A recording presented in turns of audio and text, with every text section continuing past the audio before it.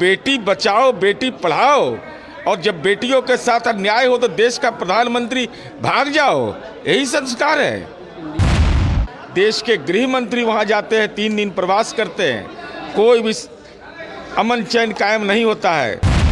लेकिन 56 इंच का सीना मणिपुर के प्रति संवेदनशील नहीं, राजनीतिक कायर की तरह।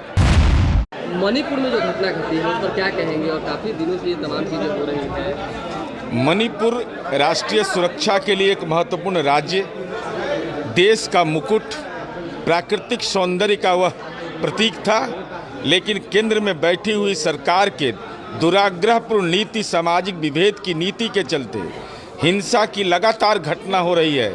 150 लोग उतने बड़े छोटे से राज्य में लगभग मारे जा चुके हैं।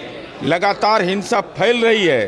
देश के गृह मंत्री वहाँ जाते हैं, 3 दिन प्रवास करते हैं, कोई भी अमन चैन कायम नहीं होता है। सर्वदलीय पहल के नाम पर कोई भी केंद्र सरकार सर्वदलीय पहल का कोई प्रयास नहीं करती है, और देश का आदरणीय प्रधानमंत्री नरेंद्र मोदी जी को एनडीए की बैठक करने का समय है, मध्य प्रदेश में चुनावी रैली करने का इनको समय है, लेकिन 56 इंच का सीना मणिपुर के प्रति संवेदनशील नहीं, राजनीतिक कायर की तरह। जब आज लोक पार्लियामेंट का सत्र हो रहा है तो प्रवचन दे रहे हैं, अरे किसको सलाह दे रहे हैं? मणिपुर में जो बेटियों के साथ अनाचार हुआ है, आपकी सरकार है।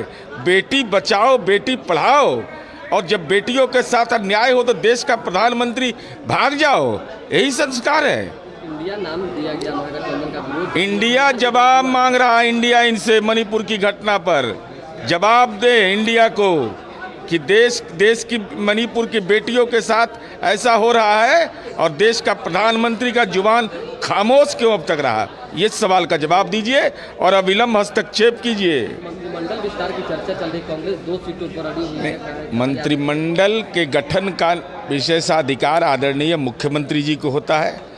हमारे यहाँ महागठबंधन के घटक दल हैं, उनके शीर्ष नेतृत्व माननीय मुख्यमंत्री जी के लगातार संपर्क में रहते हैं। न गठबंधन के दलों में कोई मतभेद है, शीर्ष नेतृत्व न मनभेद है, तो इस सक्षम समय पर तय हो जाएगा। नीतीश कुमार जी का पहल रंग ला रहा है। नीतीश कुमार जी का पहल इंडिया जवाब मांग रहा है आदरणीय नरेंद्र मोदी जी से। नीतीश कुमार जी तो प्रसन्न हैं कि हमने जिस मुहिम की शुरुआत की, अब वह दक्षिण भारत जहां भाजपा का सफाया हुआ वहां मीटिंग हुई।